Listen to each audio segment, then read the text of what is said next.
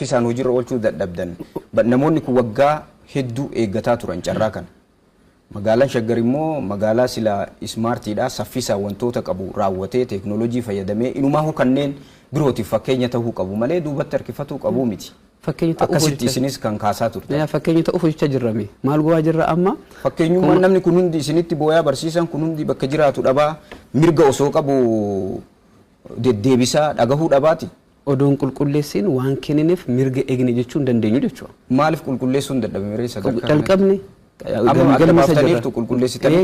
galmeessaa jirra ashaaraan galmeessaa jirra so isaa fixna kan galmeessitan namoota akkami kan galmeessinu kuma 27 waldaan kan fudhatan jiru warra kana dura fudhatan galmeessitu waldaa 1,500 caala fudhateera magaalota 5 duraan keessa fudhatanii reendensin jira duraan magaalonni 5 autonomii waan ta'aniif namni barbaade buraayyuu fudhata deebisee sulultaa fudhata isa qulqulleessuu qabna jechuudha.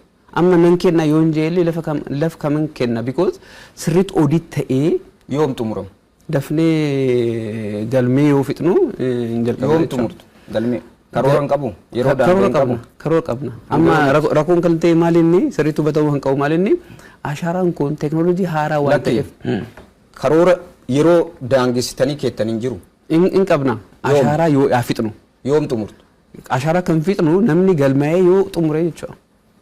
Namni yoo galmaa'in xumuramii yoomiyyuu dhumu jechuudha. No isaaf immoo karoora baasneera. Lakki yeroo daangaan hin jiru. Yeroo qaba yeroo namni galmaa'u qaba. Yoomi daangaan fakkeenyaaf waldaalee jiran kana yeroo daangaa ganaa keessatti ashaaraa laalchifnee xumurree kanneen hafaniif yeroo haganatti hin kennine kedhu karoora hin qabdani. Karoora baasneera karoorri keenya maal jedhaa jalqaba irratti. Lakki yeroon isaa yeroon daangaa yoomi. Nu yoo fixee ji'a tokko ji'a lama keessa hin xumurra ashaaraa. Karoora keessanii yoom xumurtu? Ji'a lama keessa hin fixna. Jeettaan lamaan keessatti achi booda kennitu achi booda kenna yoo kenninu sirriitti beekamu ta'uu malinni guca qoodii ga'ee barsiisotaaf hojjettoota deeggarsa kutaa magaalaatiif kenname dhamee namoonni manni jireenyaa kennamuuf adda bahee jira kun akkamitti adda bahee kennamuuf deemame kun sirriitti beekamuu kan qabu amma manoota jalqaba irratti kan sitti hime 5,000 duwwaa kan ta'e isaaf hojjettootaaf barsiisotaaf haa kenninu jennee